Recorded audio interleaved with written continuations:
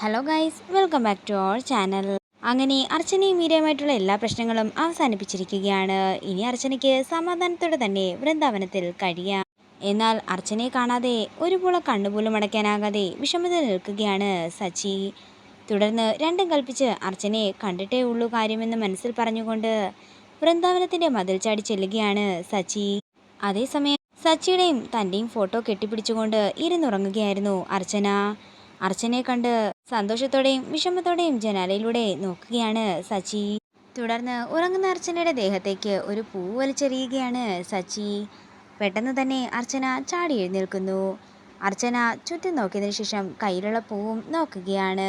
തുടർന്ന് ജനാലയിലൂടെ നോക്കുന്ന അർച്ചന പറയുകയാണ്, കള്ളൻ കാറ്റായിട്ട് വരുമെന്നൊക്കെ ഞാൻ കേട്ടിട്ടുണ്ട്, പക്ഷേ പൂവും കൊണ്ടുവരുന്നത് ഇത് ആദ്യമായിട്ടാണെന്ന് അർച്ചന പറയുമ്പോൾ ഇതെല്ലാം കേട്ട് മറഞ്ഞു നിൽക്കുകയാണ് സച്ചി. പിന്നീട് കാണിക്കുന്നത് സച്ചി അവിടെ നിന്ന് പോകുന്നതാണ്. നേരം ഒന്നുകൂടി ഇരുട്ടുമ്പോഴേക്കും അർച്ചനയ്ക്ക് വയറുവേദന കലശലാവുകയാണ്.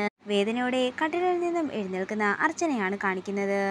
അർച്ചന കമലയുടെ അടുത്തേക്ക് പോകാനായി കതകിൻ്റെ അടുത്തേക്ക് ചെല്ലുമ്പോഴേക്കും പെട്ടെന്ന് അർച്ചനയ്ക്ക് വേദന കൂടുകയും അർച്ചന താഴേക്ക് വീഴാൻ പോവുകയും ചെയ്യുന്നു. ഇതോടുകൂടി പ്രൊമോ വീഡിയോയുടെ അവസാനിക്കുകയാണ്. വീഡിയോ ഇഷ്ടമായെങ്കിൽ മറക്കാതെ ലൈക്ക് ചെയ്യുക, ഷെയർ ചെയ്യുക, കമൻറ്റ് ചെയ്യുക. കൂടുതൽ സീരിയൽ അപ്ഡേറ്റ്സിനായി മറക്കാതെ സബ്സ്ക്രൈബ് ചെയ്യുക.